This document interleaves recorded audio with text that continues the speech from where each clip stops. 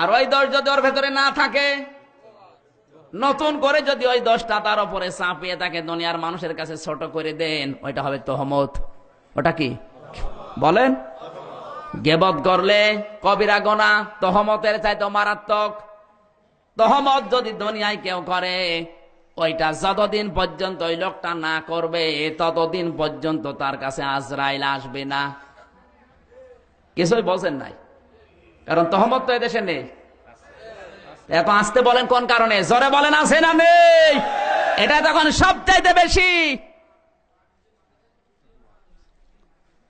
আমি নাম বলবো না, কিছুদিন আগে এক ওসি আমারে কল দিয়েছে, বলছে হুজুর এই থানায় আপনি আসবেন না কেন? আপনার নামে রিপোর্ট আছে, আপনি চিহ্নিত দাগি রাজাকার। হ্যাঁ, চিহ্নিত দাগি রাজাকার, আপনি আমরা চেনেন? বলছেন না, আপনার নাম শুনেছি। আমি বললাম ওসি সাহেব, রাজাকার হওয়ার জন্য বয়স লাগবে কত? বলছে কমপক্ষে 60 বছর। আমার বয়স কেবল 25 বছর। 92 সালে আমার জন্ম। 28-10-92 আমার জন্ম। আমার বাবা ওই সময় হয়নি। ওসি সাহেব হেসে ফেলেছে, ডাক দেব, হুজুর কি বললেন আপনি? যারা আপনার নামে লিখে দিয়ে গেল থানায়, এরা তো হিন্দু না খ্রিস্টান না, সব মুসলমান, সব সই করে দিয়ে গেছে। আপনাকে চিহ্নিত দাগি রাজাকার। বয়স যদি 25 বছর হয়, আপনি কি মায়ের পেটে থেকে কাজ করেছেন?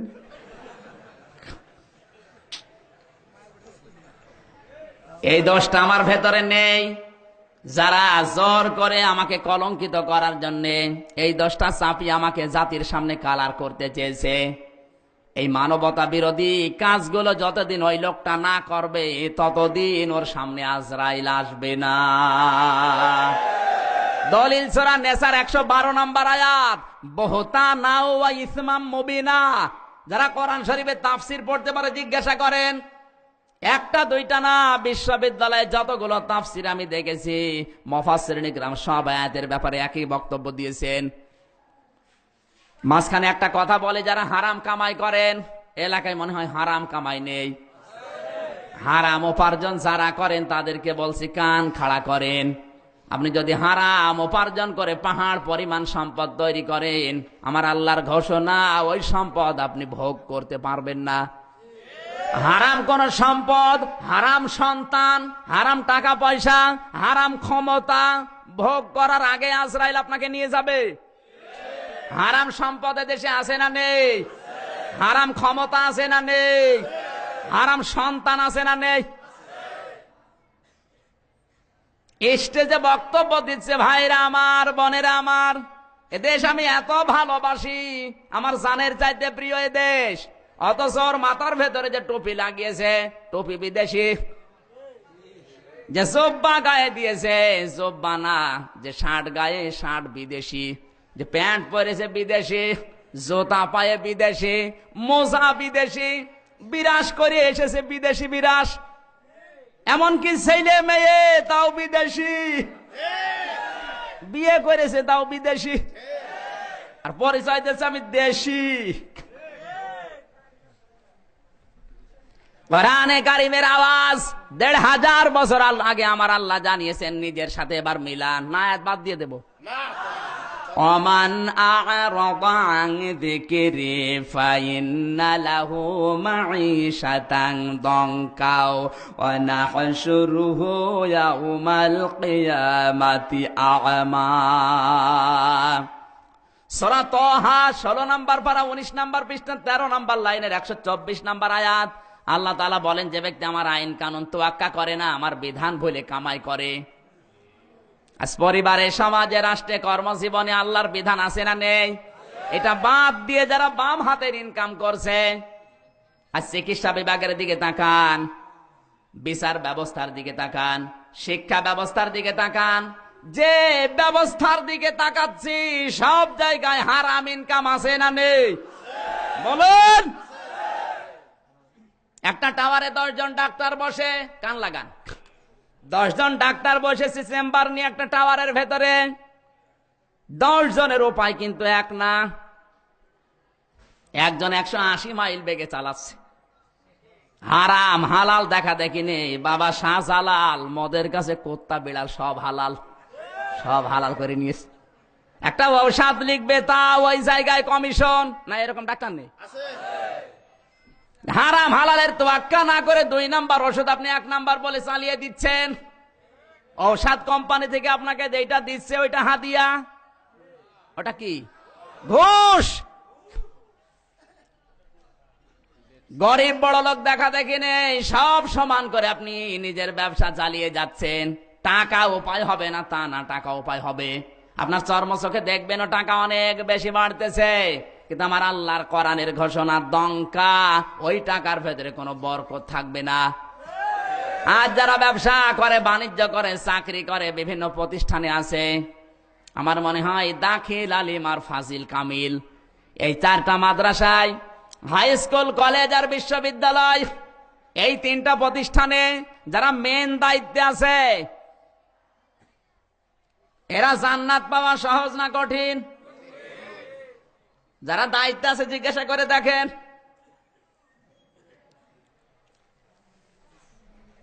কত কঠিন আজ ফাজিল কামিল মাদ্রাসার প্রিন্সিপাল, ভাইস প্রিন্সিপাল হওয়া। আমি নিচে আর নামলাম না, অন্য কিছু মনে করবেন। আজ হারাম ইনকাম যারাই করছে, দেখতে মনে হবে চর্মচোখে সম্পদের পাহাড় হয়ে গেছে। আমার আল্লাহ পাক বলেন, ওই সম্পদ আমি তোকে ভোগ করতে দেব না। টাকা পয়সা তোর নামেই ব্যাংকে থাকবে, জমি জায়গা তোর নামেই মাঠে থাকবে, কিন্তু এটা ভোগ করতে পারবি না। ভোগ করার আগেই দুনিয়া থেকে তোকে আমি নিয়ে যাব। 1 নাম্বার ক্ষতি এইটা। 2 নাম্বারে ওই সম্পদ, ওই ক্ষমতা, ওই টাকা পয়সা, ওগুলো ব্যয় করবে তোর ছেলে মেয়ে, আত্মীয় স্বজন। ওরা ভালো পথে না, যেহেতু অবৈধ সম্পদ অবৈধ পথেই ব্যয় হবে। আর যত অবৈধ পথে ব্যয় হবে, ফ্ল্যাক্সি লোড হয়ে তোর আমল নামায় 1টা করে গোনা যাবে। 1টা ক্ষতি আপনি উপার্জন করেছেন, ভোগ করতে পারেন নাই। 2 নাম্বার ক্ষতি, আপনার আমল নামায় গোনা কিন্তু কিয়ামত পর্যন্ত আসবে। কথা বলুন। কোরআন এই জন্য জানিয়েছে, ওয়াহুম ইয়াহমিলুনা আওযারাহুম আলা যুহুরিহিম আলা সামা ইয়াসিরুন। সূরা বলেন আল্লাহু আকবার। সূরা আনআম 7 নাম্বার পারা 10 নাম্বার পৃষ্ঠা 8 নাম্বার লাইনের 31 নাম্বার আয়াতের শেষের অংশে আছে।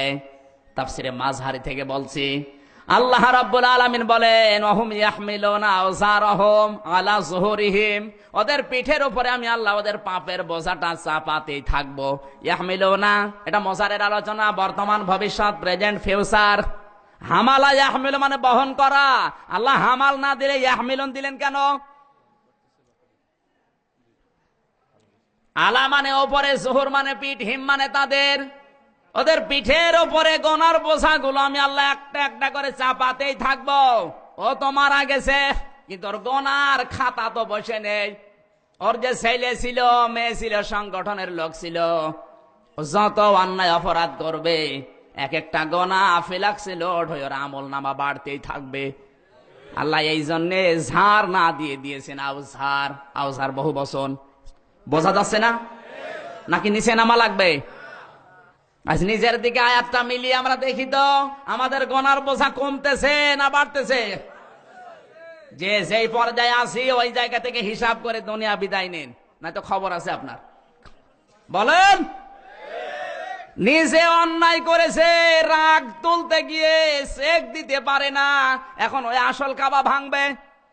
কোরআনে কারীম জানিয়েছে, ওয়ালা ইয়াজরিমান্নাকুম শানানু কওমিন আলা আল্লা তা'দিলু ইউদিলু হুয়া আকরাবু লিত্তাকওয়া ইলা আখির আয়াত। সূরা মায়েদা 6 নাম্বার পারা 8 নাম্বার পৃষ্ঠা 9 নাম্বার লাইনের 8 নাম্বার আয়াতের মাঝের অংশে আছে। আল্লাহ তাআলা বলেন, সাবধান, কোন ব্যক্তি, পরিবার, গোষ্ঠী কারো উপরে হিংসার বশবর্তী হয়ে রাগ করে ক্ষমতা পেয়ে তাদের উপর অত্যাচার করবে না। আয়াত মনে হয় আমি নাজিল করলাম, নাজিল হয়েছে 1500 বছর আগে। ওয়ালা ইয়াজরিমান্নাকুম শানাআনু কওমিন আলা আল্লা তা'দিলু। ন্যায় বিচার প্রতিষ্ঠা করতে চাও, এইটাই ন্যায় বিচারের নিকটবর্তী পন্থা। হুয়া আকরাবু লিত্তাকওয়া।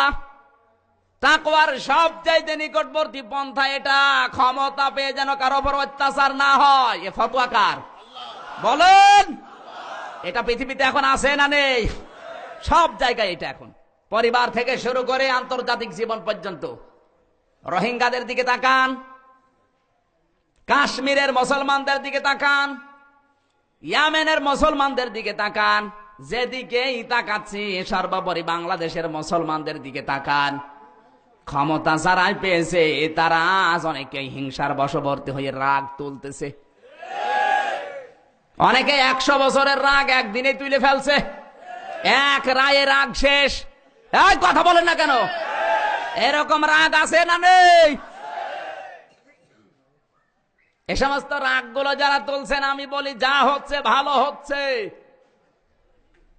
যা হচ্ছে ভালো হচ্ছে না। কান খাড়া করে শোনেন ভালো হচ্ছে কিনা। এক বাদশা গেছে উজিরকে নিয়ে শিকার করতে। যারা শিকারে যায়, যেটা টার্গেট করে, ও কিন্তু পেছনে আর কোনো খেয়াল করে না। যেটা টার্গেট নিয়েছে, ও যত দূর যাবে ওর পেছে পেছে দৌড়াবে। হরিণ টার্গেট করে এগিয়ে যাচ্ছে, হঠাৎ বাদশার এই শাহাদত আঙ্গুলে হোল ফুটিয়ে দিয়েছে এক বিশ্ব পোকা। যন্ত্রণায় ফেটে যাচ্ছে আঙ্গুল। ডাক দিয়ে বলে, উজির আমি তো আর বাঁচি না, কি করি? দরবার পর্যন্ত যেতে যেতে তো আমি মারা যাব। উজির ডাক দিয়েছে, বাদশাহ দরবারে যাওয়ার দরকার নেই, আপনি আঙ্গুল এরকম করেন, আমি এক কপি আঙ্গুল কেটে ফেলি। বাদশাহ বলছে, সিটারি করার জায়গা পাও না, আঙ্গুল হারাবো। আপনি মরেন। চিন্তা করছে, তাই তো, যন্ত্রণা তো বাড়তে আছে। বলে ঠিক আছে, তুই আঙ্গুলটাকে কেটে ফেল, পরে আবার জোড়া দেবো। আঙ্গুল এভাবে ধরেছে, এক কপে ওর আঙ্গুল দিয়েছে নামিয়ে। আঙ্গুল নাচতেছে, জিন্দা আঙ্গুল। লতা পাতা দিয়ে রসকট দিয়ে বেঁধে দিয়েছে। বাদশাহ বলে, ওজির আগে ছিলাম এক যন্ত্রণায়, এখন হচ্ছে আর এক যন্ত্রণা। যে যন্ত্রণায় ছিলাম পোকার কামড়ে, এখন তো আরো বেড়েছে। ওজির কথা শোনার পরে বলছে, বাদশাহ যা হয়েছে ভালো হয়েছে। মাথা ঠিক আছে? আপনাকে ঘুমাচ্ছেন? যেই বলেছে যা হয়েছে ভালো হয়েছে, বাদশার মেজাজ গেছে খারাপ হয়ে, কিন্তু কিছু বলার নেই, কারণ আঙ্গুল নেই, মারবে কি দিয়ে? ডাক দেওয়া, ঠিক আছে চল বাড়ি চল। দরবারে যাওয়ার পরে ওজির যারা আছে আরো পেয়াদাদেরকে বলে, একে বন্দি কর, 4 বছর জেল দিয়ে দিলাম, এর কোনো বিচার নেই, 4 বছর জেল। কারণ কি তুলছে? রাগ। জোরে বলেন। ওই জায়গায় তো রাগ তুলতে পারেনি, ক্ষমতা পেয়েছে, এখন এসে রাগ তুলে ফেলিস। কয় বছর? 4 বছর জেল। 1 বছর পরে বাদশাহ নিজে এবার গেছে শিকার করতে। হরিণের পেছনে দৌড়াতে দৌড়াতে এমন গহীন বন জঙ্গলে গেছে, যেখানে ফিরে আসার আর কায়দা পাচ্ছে না। হরিণও গেছে হারিয়ে। বন্য যারা দস্যু ডাকাত, বন্য মানুষ যারা ওকে গ্রেফতার করে নিয়ে গেছে ওর এলাকায়, বন্য মানুষদের তাদের নিয়ম ছিল ওই সময়, যাকে ওরা নতুন বলে পাবে জবাই করে রান্না করে খাবে। বাদশা নতুন মানুষ পেয়ে গেছে, ডাক দিয়ে বলে, পেয়েছি। কি? তুমি নতুন মানুষ জবাই করে খাবো, আমাদের ধর্মীয় নিয়ম। বিভিন্ন মানুষ বিভিন্ন জিনিস নিয়ে আসতেছে, সন্ধ্যাবেলা আনন্দ হচ্ছে, ঢোল ঢুকি তবলা বাজে, ওকে জবাই করা হবে ডাকাতের সর্দার দিয়ে। কিন্তু ধর্মীয় কিতাবের ওদের নিয়ম হচ্ছে, যাকে জবাই করা হবে ওটা খোদ হলে হবে না।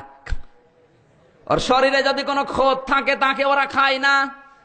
ওর মাথা থেকে পা পর্যন্ত দেখতেছে, হঠাৎ দেখে একটা আঙ্গুল নেই। ভাই তোর আঙ্গুল কই? আঙ্গুল আগে হারিয়েছে। বলে, তুই তো আমাদের খাদ্যই না, দূর হয়ে যা। বাদশা তো দৌড় কাইলো, দৌড় রাজ দরবারে এসে বলছে, উজির কোথায়? ওরে নিয়ে আয়। কেন? ডাক দে বলে, উজির আমার এই হয়েছিল, এই আঙ্গুলটা ছিল না, এই জন্য আমি বেঁচে এসেছি, নাই তো আমি কাবাব হয়ে যেতাম। উজির বলছে, বাদশা এই জন্যই তো বললাম যা হয়েছে যা হয়েছে। বাদশা বলে, ঠিক আছে বুঝলাম, আমি নাই বেশি আসলাম, যা হয়েছে ভালো হয়েছে, কিন্তু তোরে তো আমি 4 বছর জেল দিলাম, এর ভেতরে কোনো কল্যাণ দেখি না। হুজুর বলে, বাদশাহ এর ভেতরে কল্যাণ আছে, আপনি যদি আমাকে জেল না দিতেন সঙ্গে নিয়ে যেতেন,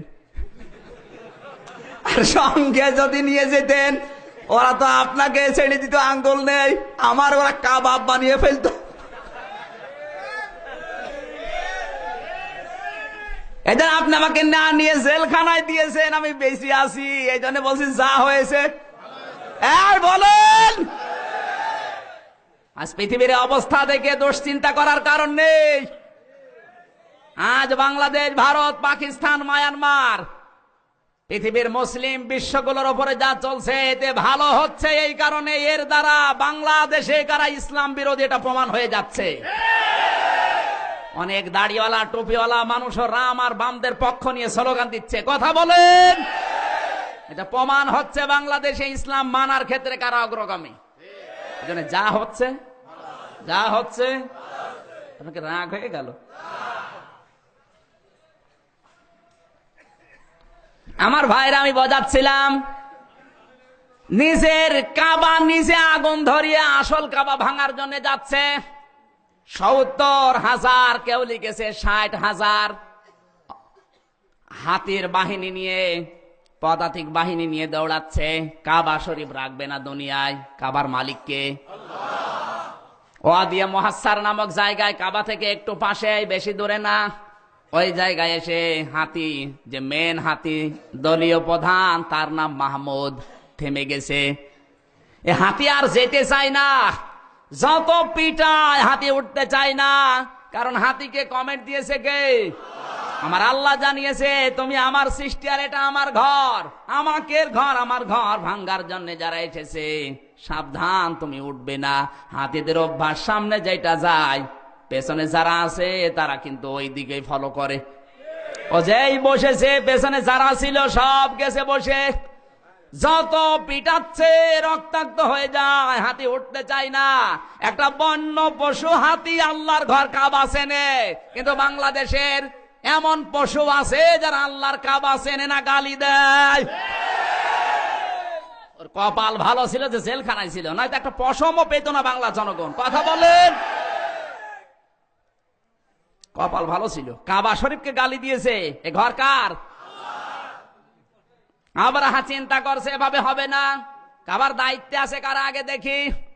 যেই কয়জন দায়িত্বে ছিল তাদের ভেতরে মেন দায়িত্ব পালন করে আল্লাহর নবীর দাদা আব্দুল মুত্তালিব। এর ছাগল, ভেড়া, উট যেগুলো ছিল সবগুলো গ্রেফতার করে নিয়ে এসেছে। ওয়াদিয়া মুহাসসার নামক জায়গায় খবর দিয়েছে, আব্দুল মুত্তালিব তুমি আসো, আমার সাথে দেখা করো। আবার হার চিন্তা, ও এসে আমাকে বলবে তুমি কাবা ভেঙো না, আমার উট ছাগল যা আছে নিয়ে যাও। আব্দুল মুত্তালিব এসে বলে, বাদশাহ আমাকে ডেকেছেন? বলে হ্যাঁ, তোমার উট ছাগল যা ছিল সব আমি গ্রেফতার করেছি, তুমি কি বলতে চাও? বলে আমার কিছু বলার দরকার নেই, ওগুলো আমার জিনিস, আমারে দিয়ে দেন। আবরাহা বলে, দেখো তোমার আমি জ্ঞানী মানুষ মনে করতাম, আমি মনে করেছিলাম তুমি কাবা শরীফ ভাঙতে আমার কাছে কাকুতি মিনতি করবে। আল্লাহর নবীর দাদা আব্দুল মুত্তালিব বলে, আবরাহা ওট ছাগল ভেড়া এগুলোর মালিক আমি, আর কাবার মালিক আমার আল্লাহ। যার ঘর সে রক্ষা করবে, ওটা আমার দরকার না। ওট ভেড়াগুলো দিয়ে দিলেন, যাও। মানসিক ভাবে প্রথমে পর্যদস্ত করার জন্য, মানসিক ভাবে তাকে দুর্বল করার জন্য এই কাজটা করেছিল। আজও পৃথিবীতে আপনার সন্তানের নামে যারা মামলা দেয়, আপনার সন্তানকে যারা ধরিয়ে দেয়, আপনার ঘরে যারা আগুন লাগায়, ব্যবসা প্রতিষ্ঠানের শীত গেটে যারা চুরি করে, এরা করে প্রাথমিক ভাবে এই কারণে আপনাকে দুর্বল করার জন্য, যেন আপনি ইসলাম থেকে খারিজ হয়ে যান। কিন্তু এগুলোর কোন জিনিস দিয়ে এই মুমিনদেরকে ইসলাম থেকে পার্থক্য করা যায় না। মিনাল মুমিনিনা রিজালুন সাদাকু মা আহাদুল্লাহ আলাইহি ফামিনহুম মান ক্বাদা ওয়া মিনহুম মান ইয়ানতাসিরু ওয়া মা বাদদালু তাবদীলা। জোরে বলেন আল্লাহু আকবার। রব্বুল আলামিন বলেন, মুমিনদের অভ্যাস, মুমিনদের চরিত্র তো এরকম, একটার পরে একটা লাশ পড়ছে, একটার পরে একটা কাফন হয়ে যাচ্ছে, দাফন হয়ে যাচ্ছে, একটার পরে একটা ফাঁসি হয়ে যাচ্ছে। কিন্তু মুমিন যারা, ওরা যে ওয়াদা করেছে আল্লাহর সাথে জীবন থাকতে, ওয়াদা কোনোদিন বরখিলাপ করে না। এরকম মমিন বাংলাদেশে আছে না নেই? এই গোপালগঞ্জে আসে না নেই? কারা কারা দিনের জন্য এইরকম মমিন দেখে লিল্লাহে তাকবীর, লিল্লাহে তাকবীর।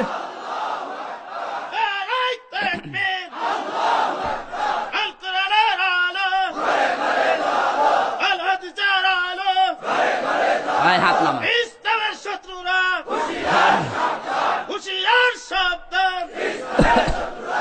সম্মানিত ভাইরা, আল্লাহর নবীর দাদা আব্দুল মুত্তালিব ওখান থেকে এসে কাবা ঘরের দরজা এবং হজরে আসওয়াদ, এই যে ফাঁকা জায়গাটা, এখানে একটা জায়গার নাম হচ্ছে মুলতাজিম। নবীজি জানিয়েছেন এখানে যদি কেউ হাত দিয়ে আল্লাহর কাছে কিছু বলে, আমার আল্লাহ ওইটা ফেরত দিতে লজ্জা করে। নবীর দাদা, যদিও কাবা শরীফের ভেতর ওই সময় 360টা মূর্তি ছিল, তিনি মুসলমান না, তারপরও মূর্তিদের কাছে কিচ্ছু বলেন নাই। কাবার ওই চাবিটা ওই মুলতাজিমের সাথে ঝুলিয়ে দরজার সাথে লাগিয়ে ডাক দিয়ে বলে, কাবার মালিক, আমার সামর্থ্যের বাইরে, এই জন্য আমি প্রতিবাদ করতেও পারি না, কারণ ও হাতির বহর নিয়ে এসেছে, আমি নিষেধ করলেও পারবো না। এখানে যারা মূর্তি হয়ে বসে আছে এদের কাছে আমি কিছু বলি না, কারণ এরা কাবা শরীফ রক্ষা করতে পারবে না। তুমি কাবার মালিক, চাবিটা দিয়ে গেলাম তোমার কুদরতি হাতে, মেহেরবানি করে কাবাটা বাঁচাও। আজ পৃথিবীতে যারা মুশরিক, যারা হিন্দু, অন্যান্য জাতি, এরা কিন্তু পূজা, যদিও আগুন পূজা, সাপ পূজা, গাছ পূজা, পাথর পূজা করছে, পুতুল পূজা করছে, এদের বিশ্বাস ওর ভেতরে 100 ভাগ না 100 ভাগ বিশ্বাস আবু তালিবের মতো উপরওয়ালার প্রতি। আমি নিজে দেখেছি ওরা বিপদে পড়লে ওদের মূর্তির কথা ভুলে যায়, ডাকে তখন আল্লাহকে। বরিশালে যখন পড়তাম, লঞ্চে যাওয়া লাগতো, ওই সময় নৌকায় উঠেছি, হিন্দু দাদা, নৌকা ডুবে যাবে, ঝড় উঠেছে, আমরা আজানের ভয়ে পড়ছি লা ইলাহা ইল্লাল্লাহ, হিন্দু দাদা বলছে লা ইলাহা ইল্লাল্লাহ। আমি বললাম, দাদা দেখে মনে হচ্ছে অন্য ধর্মের, কালেমা পড়েন মানে? দেখো কালি মালি দিয়ে এখন কাজ হবে না, যে ঝড় উঠেছে আল্লাহ লাগবে, কালি দিয়ে হবে না। বললাম, মুসলমান হয়েছেন কবে? বলছে এখনো হয়নি। ওই স্বাধীনতা যুদ্ধের সময় মিলিটারির ভয়ে মুখস্থ করে রেখেছিলাম, আজও তাজা রেখে দিয়েছি, না জানি আবার কবে স্টার্ট দিয়া লাগে। ওরাও জানে, আব্দুল মুত্তালিব জানতো 360টা মূর্তি যদিও কাবা ঘরের ভেতরে, কিচ্ছু পারবে না, যা করার করবে আমার মালিক, কাবার যিনি মালিক। এজন্য চাবি দিয়ে গেলাম কাবার মালিকের কাছে। আমার আল্লাহ বলেন, আমি দায়িত্বটা নিয়েই নিয়েছি। সুবহানাল্লাহ বলতে পারেন নাই? মানুষ যখন অসহায় হয়ে যায়, দেওয়ালে পিঠ থেকে যায়, মাজলুম অবস্থায় যখন আমার আল্লাহর কাছে মন থেকে কিছু বলে, আমার মাবুদ বলেন ওইটা আমি আর ফেরাই না, সে যেই হোক সেটা কবুল হয়ে যায়। এই জন্য মানুষ যারা, তাদের ওপর যদি আপনার অত্যাচার হয়, আর ওই যদি অত্যাচারিত হতে হতে দেওয়ালে পিঠ থেকে যায়, ওর যদি আর সমর্থন না থাকে প্রতিবাদ করার, তখন প্রতিবাদ করার দায়িত্ব নেয় আমার আল্লাহ। ইন্না বাতশা রাব্বিকা লাশাদীদ ইন্নাহু হুয়া ইউবদি ওয়া ইউঈদ। আল্লাহ বলেন, আমি প্রতিবাদ করার জন্য কিছু বলি না, কিন্তু যাকে ধরি ওরে আর ছাড়ি না। এই কথা বলছেন না কেন? আল্লাহ পাক নিজে বলেন, আমি এবার প্রতিবাদ করব।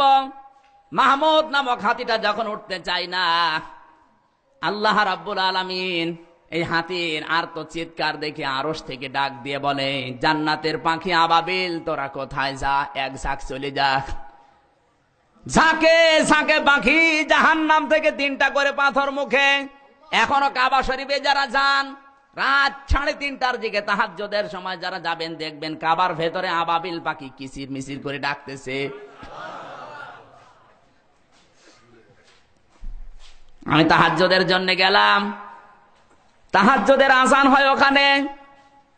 জিজ্ঞাসা করলাম যে ঝাড়ু দিচ্ছে না বাড়ি তার ইয়ামেনে, আরবি ভাষায় কথা বলা লাগে। বললাম, ভাই যে কিসির মিসের আওয়াজ হয় কিসের? বলে হুজুর আবাবিল পাখির।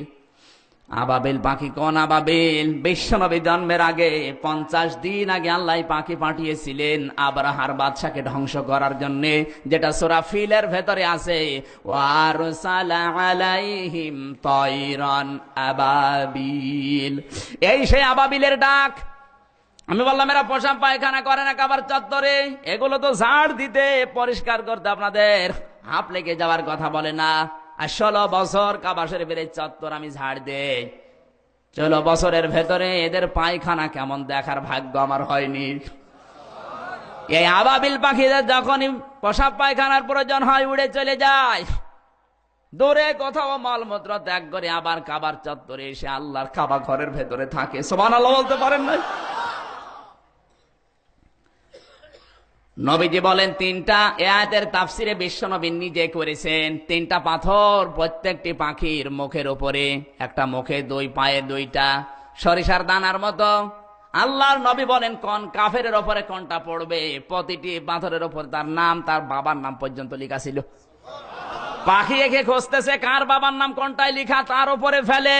শুধু একটু মাথার উপরে পড়তে দেরি, ছানা বড়া হয়ে মাটির সাথে মিশে দিতে দেরি হয় না। যেহেতু ফাজাআলাহুম কাসফিম মাকুল, আসফন শব্দের শাব্দিক অর্থ হচ্ছে এই যে পোকা যেগুলো পাতা খায়, পোকা পাতা খায় না? আম পাতা, জাম পাতা, কলা পাতা, কাঁঠাল পাতা পোকা খাচ্ছে, বিভিন্ন রকমের পোকা। পাতাগুলো মুখ দিয়ে যখন দেয় তখন কিন্তু আলাদা করা যায়, যেটা আমের পাতা, এটা কাঁঠালের পাতা, এটা জামের পাতা। কিন্তু পেছন দিয়ে যখন বের হয় তখন আলাদা করা যায়? বলেন, এর নাম আসফন। আল্লাহ রাব্বুল আলামিন বলেন এমন অবস্থা ওদের আমি করেছি, কোনটা হাতি, কোনটা মাটি, কোনটা মানুষ আর বোঝা যাচ্ছিল না। যার ওপরে পড়ে সে মিশে যায়। একটা পাখি চিন্তা করছে আমার এই মুখের পাথর তো লেখা আছে অমকের ছেলে অমকের গায়ে পড়বে, কিন্তু সেই লোকটা কই, খুঁজে পাচ্ছি না। তাকিয়ে দেখে না সেই ময়দানে নেই, দৌড়াচ্ছে। ও দৃশ্য দেখে আগেই পালিয়েছে। পাখি ওর পেস পেছে, ও যেই ঘরের ভেতরে আশ্রয় নিয়েছে ওই ঘরে ঢোকে ওর মাথার উপরে দিয়েছে, ও জায়গায় শেষ। আমার আল্লাহর গজব যদি একবার এসে যায় তখন আর দোয়া করেও কাজ হয় না, পালিয়েও কাজ হয় না। কথা বলেন ঠিক কিনা? আরো নিচে নামা লাগবে? আল্লাহর গজব যদি একবার আসে ঘরে না, কবরে গেলে ওই জায়গায়ও পড়বে। কথা বলেন, গজব যেন না আসে সেই ব্যবস্থা করা দরকার। আল্লাহ রাব্বুল আলামিন বলেন হে নবী, এই কথাটা শুধু আপনাকে না, আপনার শত্রু আবু জেহেল, আবু লাহাব এদেরকে আমি জানাতে চাই। লক্ষ্য করে দেখো হাতিওয়ালাদের সাথে তোমার রব কি ব্যবহার করেছে। হে আবু লাহাব, কাবা ঘরের কামাই তুই খাও, এর মোতাওয়াল্লি হয়ে বসে আছো, হাজার হাজার লক্ষ লক্ষ টাকা এখান থেকে উপায় করো, অথচ কাবার মালিক আমি আল্লাহ, আর আমি আমার নবী পাঠিয়েছি, তার উপর ঈমান না এনে বিরোধিতা করো। কিছুদিন আগে কিন্তু তোমার পূর্বপুরুষ আব্রাহাকে আমি বিদায় দিয়েছি, বেশি নাচানাচি করবা না, এভাবেই বিদায় দিয়ে দেব। এই জন্য আল্লাহ দিয়েছেন আলাম ইয়াজআল কাইদাহুম ফি তাদলিল। হে নবী, আপনি আফসোস করেন কোন কারণে? এদের সমস্ত ষড়যন্ত্র আল্লাহ কি এদের কায়দা কৌশল ব্যর্থ করে দেয়নি? কি ব্যর্থ করেছেন ওইটা জানা দরকার, নয়তো ঈমান বাড়বে না। এই কথা বলেন না কেন? ইয়াজআল কাইদাহুম ফি তাদলিল, এই ফি তাদলিলের ব্যাখ্যা শুনলে বাংলাদেশে আওয়ামী লীগ, বিএনপি, জাতীয় পার্টি, জামাত ইসলাম, চরমোনা, আটরশি, মুসলমানের রক্ত যাদের আছে এরা রাগ করবে না আমি জানি, রাগ করবে এই ফি তাদলিলের ব্যাখ্যা শুনলে কিছু রাম আর বাম আর নাস্তিক। এদেশে যারা রাম আর বাম আর নাস্তিক এদের রাগ হবে ফি তাদলিলের ব্যাখ্যা শুনলে। কথা বলছে না কেন? বলবো বলবো নাকি রাগ হয়ে যাবে? সিরাত ইবনে হিশাম, সিরাত বিশ্বকোষ, তাফসিরে মুনির, এ সমস্ত গ্রন্থ নিজে নিজে মিলিয়ে মিলিয়ে বলছি। আপনি এবার বাস্তবতায় দেখবেন, যারা আলেম আছে তাদেরকে বলছে আপনি নোট করবেন, একটা কথা উল্টা পাল্টা হবে না, সব আমি দেখে এসেছি। কি কারণে নবীকে আলাম ইয়াজআল কায়দাহুম ফি তাদলিল দিলেন? হে নবী, আপনার বিরুদ্ধে যে ষড়যন্ত্রগুলো হচ্ছে আপনার মন খারাপ হয়ে যাচ্ছে। আপনি তো জেলখানায় এখন যাবেন আবার, কারণ বের হয়েছেন কালকে। وَإِذْ يَمْكُرُ بِكَ الَّذِينَ كَفَرُوا لِيُثْبِتُوكَ أَوْ يَقْتُلُوكَ أَوْ يُخْرِجُوكَ وَيَمْكُرُونَ وَيَمْكُرُ اللَّهُ وَاللَّهُ خَيْرُ الْمَاكِرِينَ। জোরে বলেন আল্লাহু আকবার। সূরা আনফাল 9 নাম্বার পারা 19 নাম্বার পৃষ্ঠা 6 নাম্বার লাইনের 4 নাম্বার রুকুর 30 নাম্বার আয়াত। এটা কোন সূরা বললাম? আনফাল। আনফাল 30 নাম্বার আয়াত। হে নবী, আপনি স্মরণ করুন ওই সময়ের কথা যখন আপনার বিরুদ্ধে 3টা ষড়যন্ত্র আবু জেহেল তড়ি ঘড়ি করে আইন পাশ করেই ফেলেছে। এই পৃথিবীতে যারা আইন সভা চালায় দেখবেন নাম দিয়ে দেয়। বাংলাদেশে একটা আইন সভা আছে, নাম হচ্ছে সংসদ ভবন, নাকি? ভারতে একটা আছে, নাম কি? বিধানসভা। আমেরিকায় যেটা আছে তার নাম হোয়াইট হাউস। পৃথিবীতে যেটাই রাষ্ট্র তার একটা আইন তৈরি করার জায়গা আছে। আবু জেহেল যেহেতু ক্ষমতায় আছে এই জন্য ওরও একটা রাষ্ট্রীয় আইন সভা ছিল, নাম তার দারওয়ান নদওয়া। এই দারুন নদওয়ার বৈঠকে তড়ি ঘড়ি করে সাধারণ আইনের তোয়াক্কা না করে 3টা আইন নবীজির বিরুদ্ধে পাশ করেছে। অপশন ছিল 3টা। কয়টা? জোরে বলে, আরো জোরে। 1 নম্বরে লিসবিতুকা, ওরা আপনাকে আমরণ কারাদণ্ড দেবে, এই সিদ্ধান্ত নিচ্ছে। আমরণ কারাদণ্ড দিয়ে দেবে। আও ইউসবিতুকা আও ইয়াকতুলুকা, অথবা আপনাকে ওরা ফাঁসি দিয়ে দেবে, হত্যা করবে। আও ইউখরিজুকা, অথবা আপনাকে দেশ থেকে বের করে দেবে, আপনার নাগরিকত্ব বাতিল করে দেবে। আবু জেহেল 3টা ষড়যন্ত্র করেছে, আমার আল্লাহ একটাও করবে না। আসতে বলেন। সঙ্গে সঙ্গে আমার আল্লাহ বলেন, হে নবী, ওয়ায়ামকুরুনা ওয়ায়ামকুরুল্লাহ। আবু জেহেল 3টা অপশন রেখে একটা আইন তৈরি করেছে। ওর আইন ভঙ্গ করার জন্য, নস্যাৎ করার জন্য কি কি লাগবে সেই কৌশল আমি আল্লাহ নিজে বানিয়ে দিয়েছি। কি করা লাগবে আপনার পক্ষে কেউ নেই। আল্লাহু খায়রুল মাকিরিন, আমি সবচাইতে বড় কৌশলী। জোরে বলেন আল্লাহু আকবার। আমার গোপালগঞ্জবাসী নিজের মেধার সাথে নিজের ব্রেন দিয়ে চিন্তা ভাবনা করে ঠান্ডা মাথায় কথা শোনেন। আমার আল্লাহ কেন আলামিয়া যা আল কায়দাহুম দিয়ে নবীকে সান্ত্বনা দিচ্ছেন। শুধু নবীজির জন্য এটা না, কিয়ামত পর্যন্ত নবীর উম্মত যারা আসবে তাদের জন্য সূরা ফিল সান্ত্বনা। এই কথা বলেন না কেন? নবীকে জেলখানায় দিয়েছে 1 জন 2 জন না, তড়ি ঘড়ি করে সাধারণ আইন পাশ করে বিশ্ব নবী সহ 53 জন, 52 জন পুরুষ মানুষ, 11 জন মেয়ে মানুষ, 53 জন মানুষকে সাধারণ আইনের তোয়াক্কা না করে তড়ি ঘড়ি করে নজরবন্দি করার নামে জেলখানায় দিয়ে দিল। আবু জেহেল মানুষকে জানাচ্ছে মোহাম্মদকে শাস্তি দেওয়া এটা জাতীয় দাবি। কি দাবি? আরো জোরে। যোগে যোগে দেখবেন আবু জেহেলের মতো এইরকম পন্থা নিয়ে যারা ক্ষমতা চালাবে দুনিয়ায়, এরা তড়ি ঘড়ি করে কোরআনের যারা সৈনিক তাদেরকে এভাবে জাতীয় দাবি বলে চালিয়ে দেবে। আমার আল্লাহ বলেন আমার কৌশলটা কি, এবার কান খাড়া করেন। আবু জেহেলের প্রধান উপদেষ্টা ছিল হিশাম ইবনে আমর। 82 বছর বয়স এই লোকটার। নবীকে জেলখানায় দিয়ে 53 জন সহবন্দী, কেউ দেখতে গেলে তাকেও ঢুকিয়ে দেয়। আজ তো এটা পৃথিবীতে হয় না। আসতে বলছেন মানে কারো জীবনের সাথে মিলে গেলে আমার কিছু করার আছে? সূরা ফিল বাদ দিয়ে দেই, সূরা ইন্না আতায়না ধরি, ওর ভেতর আরো ঝামেলা।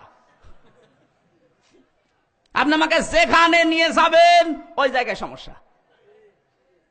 ঝিনাইদহে গিয়েছিলাম, আমারে বলছে হুজুর দেশের অবস্থা ভালো না, মাটির নিচের ওয়াজ করেন। মাটির নিচে ঠিক আছে, আমার রব বোকা, তোমার রবকে। রব শব্দের 5টা অর্থ। 1 নম্বরে রব মানে আইনদাতা। মারা যাওয়ার পরে আল্লাহ জিজ্ঞাসা করবে কার আইন মতো পরিবার সমাজ রাষ্ট্র চলেছে বল, তারপরে তোর অন্য জবাব নেব। 5টা অর্থ একটা একটা করে যখন বলেছি, সভাপতি বলছে হুজুর মাটির নিচের ওয়াজ দরকার নেই, উপরে ওয়াজ করেন। মাটির নিচে থেকে বল সরু, উপরে তো আরো কঠিন। আপনি আমাকে যেখানে নিয়ে যাবেন, যদি মরণে নিয়ে যান ওই জায়গায় সমস্যা হবে। যদি জাকাতে নিয়ে যান ওখানে আরো ঝামেলা বাঁধবে আপনার। নামাজে নিয়ে যান, নামাজের শিক্ষা এমন ভাবে বের করবো আপনার নামাজই হবে না। ফেল শুনে অনেকের মন খারাপ হয়ে যাচ্ছে। সূরা কাউসার শুরু করলে আপনি নাচানাচি করতেন এখানে। কাউসার শুরু করব? কাউসার আরো কঠিন। বলেন বলুন, এক রাতে কয়টা বলবে? সিরাত ইবনে হিশাম, কান লাগান, হিশাম ইবনে আমর, 82 বছর বয়স, আবু জেহেলের প্রধান উপদেষ্টা। এই লোকটা 4 দিন ঘুমাতে পারে না। যেই দিন নবীকে জেলখানায় দিয়েছে ওই দিন থেকে ওর ঘুমই আসে না। অল্প অল্প করে ঘুমায়, কিন্তু নবীকে বের করার 4 দিন আগে, 3 বছর পূর্ণ হওয়ার 4 দিন আগে ওর আর ঘুম আসে না, ঘুম বন্ধ হয়ে গেছে। স্ত্রীর কাছে বলে, দেখো কি আমার ঘুম আসতেছে না, চেহারা ফ্যাকাশে হয়ে যাচ্ছে। কেন ঘুম আসে না? আমার মেধার ভেতরে একটা চিন্তা এসেছে। তড়িঘড়ি করে মোহাম্মদকে জেলখানায় দিয়ে দিলাম, কিন্তু তার মতো ভালো মানুষ এই মক্কায় নেই, আমিও জানি। তার সাথে যে 53 জন মানুষকে, আবু বকর, ওসমান, তলহা, জুবায়ের, এদেরকে দিয়ে দিলাম, আমি জানি এরাও সবচাইতে ভালো। কারণ আবু বকরের সাথে আমার ব্যবসা আজ 20 বছর। আমি জানি যে এদের আচরণ কি, এদের আমানতদারিতা, দিয়ানতদারিতা, এদের মুআমালাত, মুআশারাত কি আমি তো দেখেছি। কিন্তু মনে করলাম সাধারণ আইন পাশ করে নজরবন্দি করে জেলখানায় দিয়ে দিল। কিন্তু আবু জেহেল এখন তড়িঘড়ি করে আইনও পাশ করেছে, এদের কানিকে মেরে ফেলবে। আমার আর সহ্য হয় না, কি করি? স্ত্রী বলে, দেখো কথা আর বলবা না, কথা বললে তোমাকে আবু জেহেল ছেড়ে দেবে না, তুমি তো একা কিছুই পারবা না। স্ত্রীর কাছ থেকে বিদায় নিয়ে বুড়া মানুষ, 82 বছর বয়স, রাতের বেলা শীতের ভেতরে ঠোক ঠোক করতে করতে গেছে। নাম যার জুহাইর ইবনে আবু উমাইয়া। এই লোকটা ছিল আবু জেহেলের টাকা কামাই করা মেশিন। টাকা কামাই করা মেশিন বোঝেন? এদেশে আছে না নেই? অনেক নেতা আছে, নিজে কোনো কাজে অ্যাক্টিভ না। এই কথা বোঝা যাচ্ছে না? নিজে কোনো কাজে অ্যাক্টিভ না, এমন এমন মেশিন বানিয়ে রেখেছে, টাকা প্রতি মাসে 5 লাখ করে ব্যাংকে জমা হচ্ছে। এগুলো টাকা কামাই করা। এই লোকটার নাম জুহাইর ইবনে আবু উমাইয়া। এত শক্তিশালী যুবক, ওর কাছে যে বাড়িতে কড়া নেড়েছে, সঙ্গে সঙ্গে খুলে দিয়েছে। ডাক দিয়ে বলে, জুহাইর কেমন আছো? বলে, ভালো। তুমি কেমন? আমি একটু ভালো না। বলে, কেন? আমরা ক্ষমতায় আছি, আমরা ভালো না মানে? ভালো না এই কারণে বংশী মোহাম্মদকে জেলখানায় রেখে 3টা বছর পার হয়ে যাচ্ছে, আর 4 দিন আমার কি হয়েছে, ঘুম আসে না। এ ঘুম দেয় না কে? আসতে বলেন। আল্লাহ বলেছেন, ওয়াম করো না ওয়াম করুল্লাহ। ওরা যে ষড়যন্ত্র করেছে, অ্যান্টি ভাইরাস দেওয়া লাগে কি কেউ জানে না। ওরা 50 বছর পরে কি সিদ্ধান্ত নেবে, আমি আল্লাহ 50 বছর আগে ওইটা জানি। ঘুম আসে না তোমার এই কারণে, আমার দুঃখ শুনবে। আমি নবী মুহাম্মদ রাসূলুল্লাহর 3 মাসের বড় ছোট। এই জুহাইর ইবনে আবু উমাইয়া হচ্ছে আইমান রাদিয়াল্লাহু তাআলা আনহার ছোট বোন। জুহাইরের মা যে ছিল আইমান, উম্মে আইমান, বিশ্ব নবী মুহাম্মদ রাসূলুল্লাহকে তার মা আমেনা এই উম্মে আইমানের হাতে রেখে গিয়েছিল মরণের আগে। এই উম্মে আইমান হচ্ছে জুহাইরের মা, যেটা তার ছোট বোন।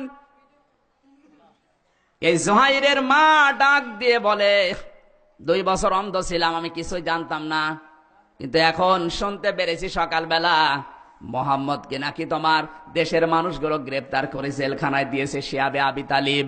কাবা শরীফের পাশে আবু জেহেলের বাড়ি, এর পাশেই বিশ্ব নবীর বাড়ি, এর পাশেই সেই জেলখানা। আবু কোবায়েস নামক পাহাড়ের পাশেই বিশাল জেলখানা, কেন্দ্রীয় জেলখানা ওইটা ওই সময় ছিল। নবী ওই জেলখানার ভেতরে আছে, কেউ দেখতে যেতে পারে না, ভয়ে গেলে তাকেও দিয়ে দেয় ভেতরে। জোরে বলেন নাউজুবিল্লাহ। আজ পৃথিবীতে অনেক দেশ এমন আছে যেখানে মুসলমানদের দেখতেও যাওয়া যায় না, গেলেই তাকেও ঢুকিয়ে দেয়। নাকি বেশি বলে ফেললাম? আমার ভাইরা, শেষ পর্যন্ত জুহাইর বলে, আমি কি করব? আমার মা আমাকে ডাক দিয়ে বলেছে, জুহাইর তুমি জানো না মোহাম্মদ তোমার ভাই, তুমি 3 মাসের ছোট। আমার বোন উম্মে আইমান ছোট্টবেলায় 6 বছর বয়সে মোহাম্মদকে আমার কাছে এনেছিল, 6 মাস আমার বাড়িতে ছিল। তুমি জুহাইর এবং মোহাম্মদ দুইজনে আমার দুই কোলের ভেতরে থাকতে। এত আদর এত ভালোবাসা আমি মোহাম্মদকে দিয়েছি, যেটা সন্তান হিসাবে তুমিও পাওনি। কান খাড়া করে শোনো, আজকে যখন শুনতে পেরেছি মোহাম্মদ জেলখানায়, তুমি তো সরকারি দলের লোক, তোমাকে বলছি মোহাম্মদ যদি মুক্ত হয়ে আমার কাছে এসে মা বলে ডাক না দেয়। পৃথিবীতে বিশ্বনবী 3 জন মহিলাকে মা বলে ডাক দিয়েছিলেন, নিজের আপন মা, আর এই উম্মে আইমান আর জুহাইরের মা। এই 3 জনকে মা বলে ডাক দিয়েছিলেন। আর একজনকে দোদমা বলে ডাকতেন, হালিমাতুস সাদিয়া রাদিয়াল্লাহু তাআলা আনহা। ডাক দিয়ে বলে আজকেই তাকে নিয়ে আসা লাগবে, যদি নিয়ে আসতে না পারো আমি মা হয়ে ওসিয়ত করলাম, মারা গেলে তুই আমার লাশ দেখবি না। জুহাইর ডাক দিয়ে বলছে, মুরব্বী আপনি এসেছেন, আমার তো এই অবস্থা, সকাল বেলায় আমার যে কি হবে আমি নিজেও জানি না, এই জন্য আমার ঘুম আসে না। বলে কি করতে যাও? মুক্ত করা লাগবে মোহাম্মদকে। আমার 2 জন পারবো না, চলো যাই আর একজনের কাছে। যার কাছে গেছে তার নাম মতির ইবনে আদি। এই লোকটা ছিল আবু জেহেলের ডান হাত, যাকে খুন করার দরকার হতো শুধু ইশারা দিত। এরকম নেতা পৃথিবীতে এখন আছে না নেই? আসতে বলেন। নিজে কোনো কাজে যায় না, শুধু ইঙ্গিত দেয়, ইঙ্গিতেই মানুষ পড়ে যায়। এই লোকটা ছিল মতিউম ইবনে আদি। আবু জেহেলের মানুষ খুন করার, মানুষ মার্ডার করার কারখানা। কত মানুষ মার্ডার করেছে নিজেও জানে না। এই লোকটার ঘুম আসতেছে না। ওর একটা ছেলে আছে, নাম হচ্ছে জুবরা ইবনে মতিউম, মাত্র 3 বছর 15 দিন বয়স। ঘরে কড়া নাড়ার পরে বেরিয়ে এসেছে, কি এত রাতে ঘুমাও না? বলে ঘুম আসে না। কেন? আমার সন্তান আজ 3 বছর 15 দিন বয়স। মোহাম্মদ রাসূলুল্লাহ যেদিন জেলখানায় যায় তার 15 দিন আগে আমার বাড়ি এসেছিল। আমার এই সন্তানটার বয়স তখন 15 দিন। ওর মুখের ভেতরে নিজের মুখের থুতু একটু দিয়েছে, লালা দিয়েছে। ওই দিন থেকে আমার এই সন্তানের মুখের লালা মনে হয় আতরের মতো। এলাকায় যদি কারো কঠিন রোগ হয়, ওর মুখের থুতুর সাথে পানি মিশিয়ে খেলে রোগটা সেরে যায়। আশ্চর্যের বিষয়, আমার এই সন্তানটা মাত্র 5.5 মাস বয়সে কথা বলা শিখেছে। ও যখন যেই কথা বলে ওই কথাই সত্য হয়ে যায়। কিন্তু আজকে আমার সন্তান স্বপ্ন দেখে আমাকে জানিয়েছে, বাবা আমি জানতে পেরেছি মোহাম্মদ রাসূলুল্লাহ সাল্লাল্লাহু আলাইহি সাল্লাম জেলখানায়, যার থুতুর কারণে আজ এত বরকত তুমি সংসারে পেয়েছো। তুমি যে আবু জেহেলের দলে আছো, সে তাকে জেলখানায় রেখেছে।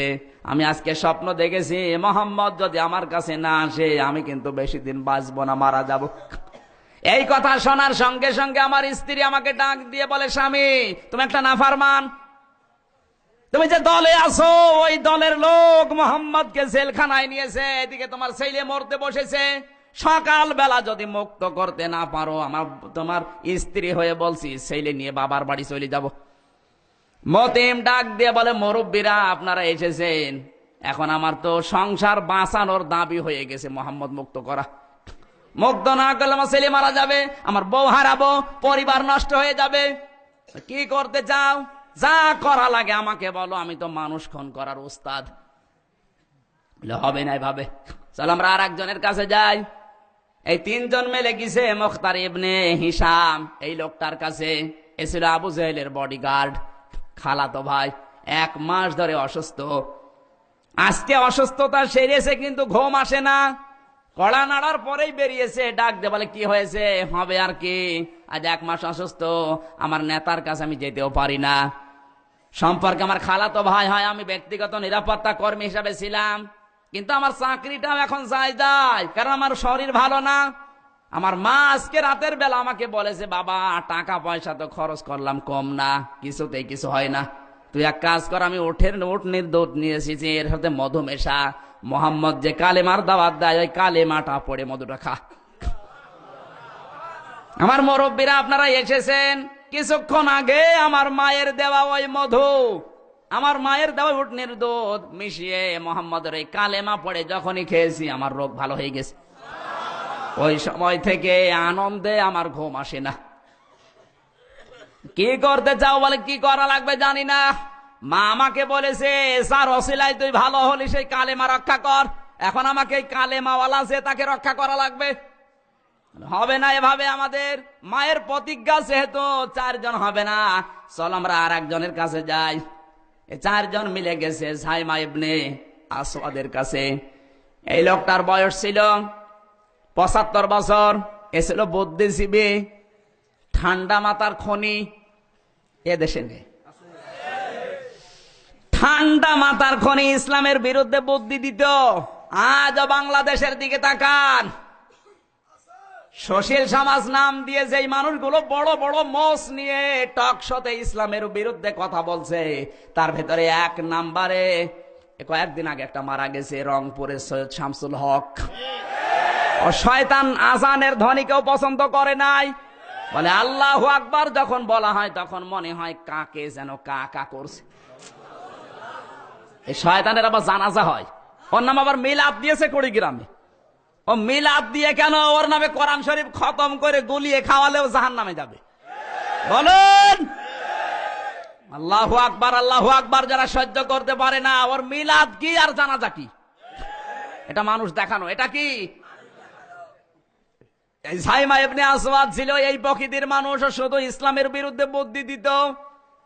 কিন্তু এর আর একটা পরিচয় হচ্ছে হযরতে হালিমাতুস সাদিয়া রাদিয়াল্লাহু তাআলা আনহা, তার ছোট বোন হচ্ছে এই সাইমার মা। হালিমাতুস সাদিয়ার বোন আল্লাহর নবী যখন বাড়িতে ছিলেন, মাঝে মাঝে আসতো হালিমার বাড়িতে, বিশ্ব নবীকে কোলে নিয়ে ঘুরে বেড়াতো। আল্লাহর নবীর ওই ঘরটা তায়েফের ময়দানে আমি নিজে দেখে আসলাম, যেখানে নবীজি নিজে খেলা করতেন। জোরে বলেন সুবহানাল্লাহ। সাইমার মা ডাক দিয়েছে, বাবা আমি স্বপ্ন দেখলাম মোহাম্মদকে হত্যা করা হয়েছে জেলখানার ভেতরে। তুই তো জানিস না এতিম মুহাম্মদ রাসূলুল্লাহকে আমি ছোটবেলায় কোলে করে কত আদর করেছি। ওই কথাগুলো এখন আমার মনে পড়ছে। সাইমা তুমি অনেক বুদ্ধি দিয়েছো, শেষ কথা তোমাকে মা হয়ে ওসিয়ত করলাম, এই মোহাম্মদকে আমি চাই যদি বের করে দিতে না পারো। এই যে ষড়যন্ত্রগুলোর জাল এ বৃদ্ধি করছে কে বলেন তো? যারা শত্রুতা করার কথা, এদেরকে ভেতরে আমার আল্লাহ বীজ ঢুকিয়ে দিয়েছে, ঘুম আসে না। আমার মা ওসিয়ত করেছে কালকের ভেতরে আমি আমার মোহাম্মদকে চাই, যদি না পাই বাড়ি ছেড়ে চলে যাব। আমার সংসার বাঁচানো এখন আমার দায়। কি করা লাগবে? আমরা 5 জন মিলে হবে না, চলো হাজ্জান নামক পাহাড়ে উঠি। মক্কা মদিনা এটা নাম করা পাহাড়। এই হাজ্জান নামক পাহাড়ে উঠে 5 জন হাতের উপরে হাত দিয়ে শপথ করছে, মুহাম্মদ রাসূলুল্লাহকে আজকে মুক্ত না করে বাড়ি ফিরে যাব না। জোরে বলেন সুবহানাল্লাহ। যে 5 জন মিলে হাতে হাত দিয়ে শপথ করছে, বিবেক দিয়ে বলেন তো একটাও কি মুসলমান? আরো জোরে, আরো জোরে। সবগুলো কি? আরো জোরে। ওরা কাফের, ওদের ভেতরে ঈমান নেই কিন্তু বিবেক আছে। বলেন নিরপরাধ কোন মানুষকে কেউ হত্যা করবে, অত্যাচার করবে, মুসলমান না কিন্তু বিবেক আছে। ঈমান না থাকলে বিবেক যাদের আছে তারা প্রতিবাদ করে। এই কথা বলেন না কেন? এজন্য আজ পৃথিবীতে কোন নিরপরাধ মানুষকে কেউ যদি শাস্তি দেয়, অনেক বিধর্মী রাষ্ট্র আছে, ঈমান নেই বিবেক আছে, বিবেকের তাড়নায় বলে জানে দেওয়া যাবে না। 5 জন মিলে নবী মুক্ত আন্দোলনের শপথ নিচ্ছে, একটাও মুসলমান না, সব কাফের। ঈমান নেই বিবেক ছিল। আর তুমি বিবেক আছে ঈমানও আছে, বিবেকও কাজে লাগে না, ঈমানও কাজে লাগে না। কিসের মুসলমান দাবি করো? হিসাব করে মিলাও। এর নাম সুরাফিল। 5 জন মিলে আবু জেহেলের কাছে আজকে রাতের বেলায় যাওয়া লাগবে। সাইমা তুমি কথা তুলবে, আর জোহাইয়ের কথায় সায় দেবে, আর মতিম তার কথার উপরে আর একটা কথা বলবে। চলো 5 জন মিলে, 1জন উপদেষ্টা আর 4 জন মন্ত্রী, 4 জন মিলে নেতার কাছে গেছে। বাড়িতে ঢোকার পরে জিজ্ঞাসা করে, কি এত রাত্রে কি পাগলরা? ভেতরে আয়। দরজা বন্ধ করে ডাক দিয়ে বলে, নেতা আব্দুল্লাহর পুত্র মোহাম্মদ জেলখানায় কোন কারণে?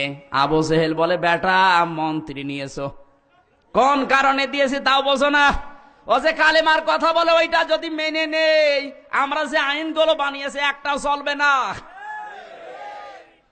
ও যে না চলে, না চলুক, সঙ্গে সঙ্গে জোহাইর ডাক দিয়ে বলে, নেতা, ওর যদি সমর্থন থাকে, ওর যদি চরিত্র থাকে, মাধুর্য থাকে, দল গঠন করে যদি যেতে পারে, আমাদের অবস্থা খারাপ কিসের? আমরা যা করেছি এত বছর পরে মোহাম্মদ যাবে, তার কাছে আমরা স্যালেন্ডার করে মাফ চেয়ে নেব। আবু জেহেল বলে, তোকে এই মুহূর্তে নাম কেটে মন্ত্রী সভা থেকে বাদ দিয়ে দিলাম। জোহাইর সঙ্গে সঙ্গে তরবারি তুলেছে, কারণ মানুষ খুন করার।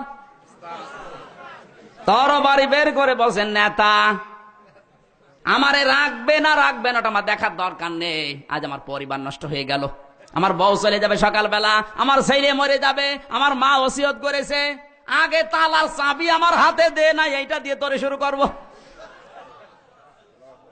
তাড়াতাড়ি করে আবু জেহেল লুকিয়েছে হিশাম ইবনে আমরের মুরব্বির পেছনে, কারণ অনেক মানুষ বিপদে পড়লে যায় কোথায়? কথা বলছেন না কেন? মুরব্বিকে বলে, আমারে বাঁচান, ওকে থামান।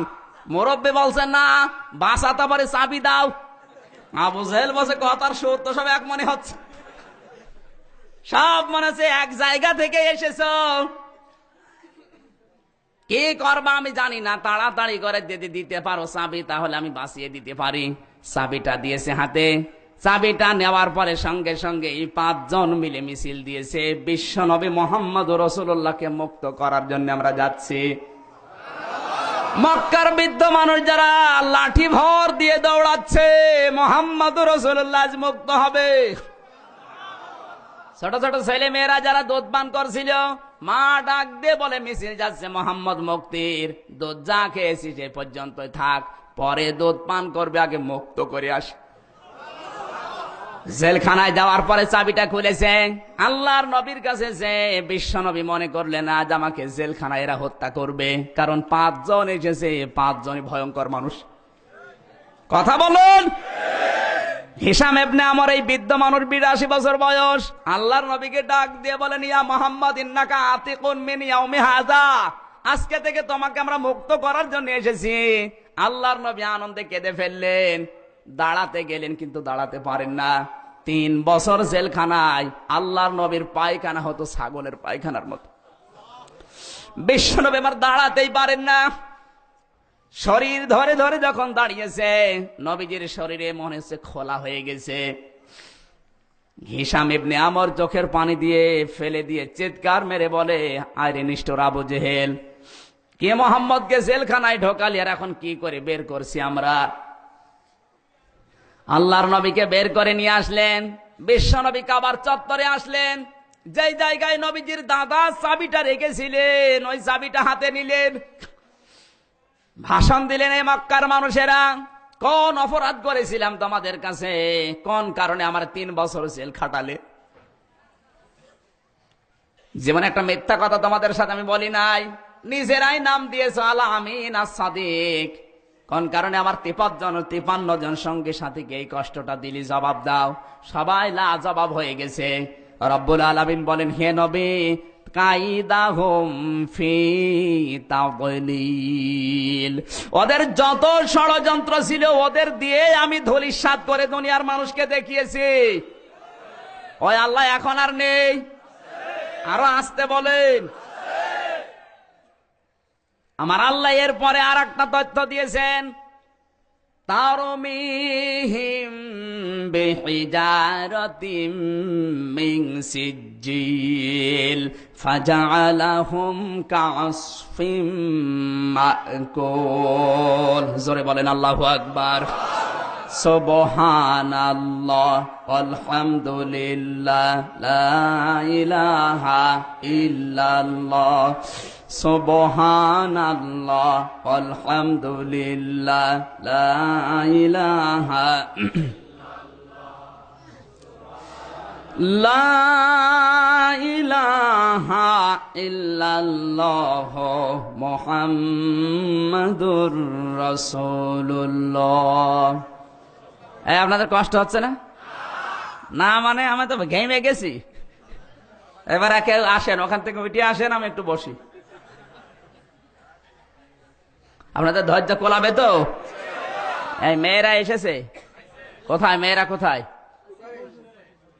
সম্মানিত মা বোনেরা, আজ যারা বউ হয়ে বসে আছেন, স্বামীর আপনাদের স্বামী যারা বিভিন্ন জায়গায় আছে, কোন দল করে আমার দেখার দরকার নেই।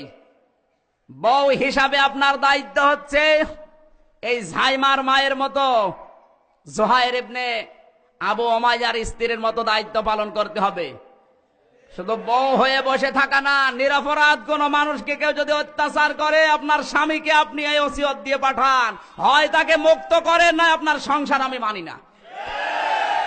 আপনি কোন দল করেন ওটা ভুলে যান, নিরপরাধ মানুষের পক্ষে দাঁড়ান, আমার আল্লাহ আপনার পক্ষে সমর্থন বাড়িয়ে দেবেন।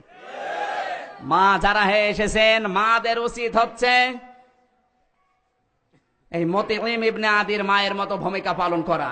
একটা নিরপরাধ মানুষের পক্ষে যদি আপনি দাঁড়াতে পারেন, কিয়ামতের দিন ৭০টা অপরাধ আল্লাহ আপনার গোপন করে জান্নাতে দিয়ে দেবে। সন্তান যারা এসেছেন, ছোট ছোট মেয়ে হোক ছেলে হোক, আপনার বাবাকে প্রশ্ন করবেন, বাবা যে কাজ করছেন এই কাজটা আসলে বিবেক সায় দেয় কিনা, আপনার বাবা লাজবাব হয়ে যাবে। এই কথা বলছেন না কেন? এমন কর্ম পদ্ধতি দুনিয়ার কোন দেশে আছে না নেই? শুধু সন্তান হয়ে বসে থাকার কথা না, ওদের ভেতরে ঈমান ছিল না, কিন্তু বিবেক ছিল। আজ আমাদের ঈমানও আছে, বিবেকও আছে, একটাও কাজে লাগে না। আপনি কি নিয়ে আল্লাহর কাছে দেখাবেন? বলেন যে আল্লাহ আমি এইটা দিয়ে জান্নাতে যাব, কি নিয়ে যাবেন? কিচ্ছু তো নেই দেখানোর। আমার আল্লাহর কাজ কিন্তু আল্লাহ করবে, কিন্তু আপনার ঈমান কোথায় গেল বলেন? শয়তান ৭০ লক্ষ বছর ইবাদত করেছিল। কত? এই ৭০ লক্ষ বছরের ভেতরে একটাও গুনাহ করে নাই। করেছে? এরপরও সে ছিল জাহান্নামী। কারণ কি? ৭০ লক্ষ বছর ইবাদত করেছে, একটা গুনাহ করে নাই, একটা হুকুম শুধু মানে নাই। ও কিন্তু বিরোধিতা করে নাই, শুধু মানে নাই। ওই হুকুমের বিপরীতে আর একটা হুকুম দাঁড় করিয়েছে, তাও না। ও শয়তান শুধু একটা হুকুম মানে নাই, এজন্য আল্লাহ তাকে জম্মের মতো শয়তান বানিয়ে দিয়েছে। কথা বলে না কেন? আজ পৃথিবীর ভেতর অনেক মানুষ শয়তান আছে যারা আল্লাহর বিধান মানে না, আল্লাহর বিধানের বিরুদ্ধে নিজের হুকুম আইন কানুন আরো দাঁড় করিয়ে মানুষকে মানাতে বাধ্য করে। এরকম শয়তান আছে না নেই?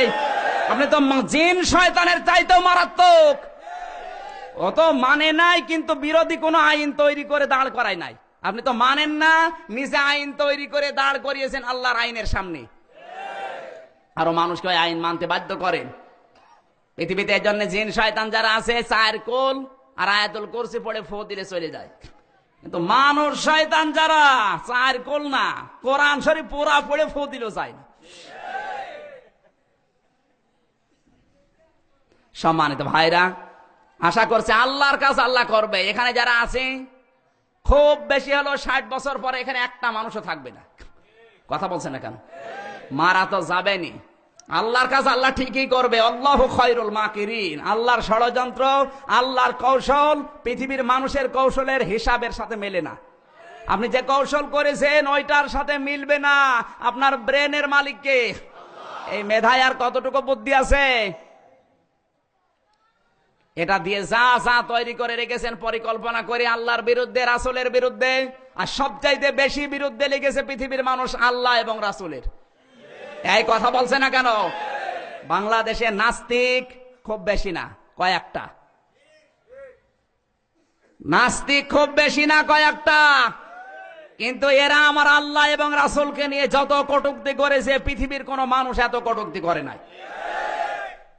আমার 14 বংশ আওয়ামী লীগ করে। আওয়ামী লীগ, বিএনপি, জাতীয় পার্টি, জামাত, জাসদ, চরমনাম, এটা বুঝি না। কোরআন হাদিস, মুসলমান, নিরপরাধ মানুষের বিপক্ষে যেই, ওকে আমরা কেউ ছাড় দিতে রাজি না। কথা বলেন ঠিক কিনা? কিচ্ছু যদি কবুল না হয় জীবনে, এই একটা ভালো কাজ কবুল হবে। নিরপরাধ মানুষের পক্ষে ছিলাম। হুদায়বিয়ার যে শিক্ষাগুলো আমরা পড়েছি তার ভেতরে এটা একটা। উসমান করে হত্যা করার ঘোষণা দিয়েছিল। বিশ্ব নবী 1399 জন সাহাবীকে বললেন, নিরপরাধ উসমান করে হত্যা করেছে, উসমান হত্যার বদলা না নিয়ে বাড়ি যাব না। সঙ্গে সঙ্গে আল্লাহ সূরা ফাতিহির 18 নম্বর আয়াত নাজিল করে ঘোষণা দিয়ে দিলেন, লাকাদ রাদিয়াল্লাহু আনিল মুমিনিন, অবশ্যই আমি আল্লাহ মুমিনদের উপরে রাজি হয়ে গেছি, তাহাতা শাজারাতি, যারা এই গাছের নিচে আপনার হাতে হাত দিয়ে বয়াত গ্রহণ করেছে। নিরপরাধ মানুষের পক্ষে দাঁড়ালে খুশি হয় কে? এর বাস্তব প্রমাণ হুদায়বিয়া। এই কথা বলেন না কেন? এর বাস্তব প্রমাণ আমি নিজে দেখে আসলাম হুদায়বিয়ার ময়দান। আল্লাহ আমাদেরকে বাংলাদেশে যদি একটা হুদায়বিয়া দিতেন, এদেশে আজ খুন, গুম, মারামারি, কাটাকাটি, রক্তারক্তি সব বন্ধ হয়ে যেত। মাজলুমের পক্ষে থাকলে আমার আল্লাহ বলেন আমি তাদের পক্ষে আছি। জোরে বলেন সুবহানাল্লাহ। আল্লাহর কৌশল দুনিয়ার মানুষের চিন্তাধারার বাইরে। আল্লাহ যেন সূরা ফিলের এই বাস্তব চিত্র নমুনা আমাদেরকে দেখায়। জোরে বলেন আমিন। মা বোন যারা এসেছেন, জান্নাতে যাওয়ার জন্য আপনাদের কাজ একেবারে সহজ এবং সরল। 5 ওয়াক্ত নামাজ আদায় করবেন, স্বামী যাদের আছে খেদমত করে খুশি রাখবেন, জায়েজ কথাগুলো মেনে নিজের শরীরকে হেফাজত করেন, পর্দার ভেতরে রাখেন, আর রমজান মাসের 30টা রোজা। নবীজি বলেন এই 4টা কাজ যদি কোনো মহিলা সঠিকভাবে আঞ্জাম দিতে পারে, স্বামীকে দিনের পথে চালানোর জন্য উদ্বুদ্ধ করে, আমি নবী বলছি কিয়ামতের ময়দানে 8টা দরজা জান্নাতের আল্লাহ খুলে রাখবে। যে দরজা দিয়ে ইচ্ছা প্রবেশ করবে কেউ তারে নিষেধ করবে না। এরকম মহিলা আমাদের ঘরে ঘরে দরকার আছে না নেই? আর যারা স্বামীকে দিনের পথে চলতে গিয়ে হোঁচট খেলেও উদ্বুদ্ধ করবে, ধৈর্য ধারণ করা পরামর্শ দেবে, হযরত খাদিজার মতো। আল্লাহ আমাদের মেয়েদেরকে, বোনদেরকে, মায়েদেরকে, বউদেরকে খাদিজাতুল কুবরার মতো, ফাতেমাতুজ জোহরার মতো, আয়েশা সিদ্দিকার মতো যেন বানিয়ে দেয়। জোরে বলেন আমিন। বারাকাল্লাহু লানা ওয়া লাকুম ফিল কোরআনিল আযীম। আল্লাহুম্মা আমিন। রব্বানা যালামনা আনফুসানা ওয়া ইল্লাম তাগফির লানা ওয়া তারহামনা লানাকুনান্না মিনাল খাসিরিন। হে বিশাল আসমানের মালিক, বিস্তীর্ণ জমিনের মালিক, তোমার এত বড় সৃষ্টির তুলনায় আমাদের এই হাত দুইটা বড় ছোট্ট। এই ছোট ছোট দুটি হাত কোরআন শুনতে এসে তোমার শাহী দরবারে তুলেছি। জীবনে কিছু যদি কবুল না হয়, মেহেরবানি করে আজকের মাহফিল কবুল করে নাও রব্বুল আলামিন। সারা জীবন অপরাধ করেছি আল্লাহ, হাত উঠায় কথা বলবো ভয় করে, লজ্জা করে। পেছনের দিকে তাকালে তোমার জাহান্নাম ছাড়া কিছুই দেখা যায় না। আমাদের জীবনের অপরাধের দিকে তাকিও না, তোমার রহমতের দিকে তাকাও। মেহেরবানি করে আমাদের জিন্দেগীর গুনাহগুলো মাফ করে দাও। তোমার হাবিবের মুখে শুনেছি, বিশ্ব নবীর হাদিস আমরা পড়েছি, কোন মানুষ যদি কোরআনের দিকে এগিয়ে যায়, আমার আল্লাহর রহমত তার দিকে এগিয়ে যায়। তোমার যে বান্দাগুলো আজ মাহফিলের আয়োজন করেছেন, টাকা দিয়ে, পয়সা দিয়ে, শ্রম দিয়ে, সময় দিয়ে, মেধা দিয়ে, পরামর্শ দিয়ে, লাইট দিয়ে, মাইক দিয়ে, সামিয়ানা দিয়ে, স্যাটেলাইট দিয়ে, রব্বুল আলামিন কোরআনের জন্য যে যতটুকু এগিয়েছে, তোমার রহমত তার দিকে অতটুকু এগিয়ে দাও। মাহফিলের আয়োজন করতে গিয়ে মাদ্রাসা কর্তৃপক্ষ যে শ্রম দিয়েছে, কোরআনের খাতিরে তুমি কবুল করে নাও। মাহফিলের সম্মানিত সভাপতি তোমার বান্দা কামরুজ্জামানকে কবুল করে নাও। বিশেষ মেহমান মাওলানা হোসাইন আহমেদকে তুমি মঞ্জুর করো আল্লাহ রব্বুল আলামিন। তোমার যে বান্দার মাধ্যমে সেই কুষ্টিয়া থেকে পর্যন্ত কোরআনের কথাগুলো বলার জন্য এসেছিলাম, আমার ছোট ভাই জনাব মঈনুল ইসলাম, রব্বুল আলামিন তোমার এই ছোট্ট গোলামকে কোরআনের জন্য কবুল করে নাও। বড় ভাই মরাদ সহ নাম না জানা যত ভাই দূর দূরান্ত থেকে কোরআনের মহব্বত নিয়ে ছুটে এসেছে, আল্লাহ তাআলা হযরতে ওমরের মতো ঈমান এদেরকে দিয়ে দাও। মা বোন যারা বসে আছে পর্দার আড়ালে, আল্লাহ ফাতেমার মতো, আয়েশার মতো জীবন জিন্দেগি বানিয়ে দাও। অনেক পরিবারে অশান্তি আছে, আল্লাহ মেহেরবানি করে ওসমান রোকেয়ার মতো তৈরি করে দাও। আমাদের রোগ শোক দিয়েছে তুমি, শাফি নামের খাতিরে তুমি শেফায়ে কামেলা আজেলা দিয়ে দাও। যাদের ছেলেমেয়েরা লেখাপড়া করছে, পরীক্ষা দিচ্ছে, মেধা স্মৃতি খুলে দাও, উত্তীর্ণ হওয়ার তৌফিক দাও রব্বুল আলামিন। জানি এ দুনিয়া থাকার জায়গা না, একদিন বিদায় নেওয়াই লাগবে। আল্লাহ তাআলা ইসলামের বিরুদ্ধে আর রাসূলের বিরুদ্ধে, আলেমদের বিরুদ্ধে আজ যে বাম রাম নাস্তিক গুলো ষড়যন্ত্র করছে, সূরা ফিলের বাস্তব নমুনা তুমি দেখাও। আলাম ইয়াজআল কাইদাহুম ফি তাদলিল। জবান ছেড়ে আল্লাহর কাছে দোয়াটা পড়েন, আলাম ইয়াজআল কাইদাহুম ফি তাদলিল وأرسل عليهم طيرا أبابيل রব্বুল আলামিন বাংলাদেশটাকে তুমি বাঁচাও, এ দেশের উপরে তোমার রহমত নাজিল করো, আসমান জমিনের বালা মুসিবত থেকে হেফাজত করো। এদেশের দায়িত্ব নিয়ে যারা চালাচ্ছে, আমাদের জননী প্রধানমন্ত্রী শেখ হাসিনা থেকে শুরু করে 1628 জন মানুষ এখন দেশের দায়িত্বে আছে। আল্লাহ প্রত্যেকের হায়াত তুমি কবুল করে নাও। গোপালগঞ্জ সহ বাংলার কৃতি সন্তান বঙ্গবন্ধু শেখ মুজিবুর রহমান, আল্লাহ তার জীবনের ভালো ভালো কাজগুলো তুমি কবুল করে নাও। তার জীবনের অন্যায় কিছু থাকলে তুমি মাফ করে দাও। তার কবরটা তুমি মেহেরবানি করে জান্নাত বানিয়ে দাও। এ বাংলার জমিন সাজানোর জন্য যত মানুষ জীবন দিয়েছে আল্লাহ, যত বড় বড় মানুষ এ দুনিয়া থেকে বিদায় নিয়েছে, আল্লাহ তাআলা বাংলাদেশের স্বাধীনতা, সার্বভৌমত্ব, ইসলাম, গণতন্ত্র রক্ষা করার জন্য যারা আজ জীবন দিয়ে চলে গেল, শহীদের মর্যাদা তাদেরকে দিয়ে দাও। এই গোপালগঞ্জ জেলার মাটির নিচে যত মানুষ ঘুমিয়ে আছে, এদেরকে তুমি ক্ষমা করে দাও। আল্লাহ তাআলা হাত তুলে যারা আমিন আমিন করছি, মা বাপ যাদের নেই, এই মেহেরবানি করে মাফ করে দাও। রব্বুল আলামিন কোন দিন মরণ আসবে জানি না, চলে তো যাওয়াই লাগবে একদিন। আজরাইল যেদিন আসবে, মেহেরবানি করে সকলের জবানে তোমার ওই কালিমাটা জারি করে দিও, লা ইলাহা ইল্লাল্লাহু মুহাম্মাদুর রাসূলুল্লাহ সাল্লাল্লাহু আলাইহি সাল্লাম। আসসালামু আলাইকুম ওয়া রাহমাতুল্লাহ। ওই যে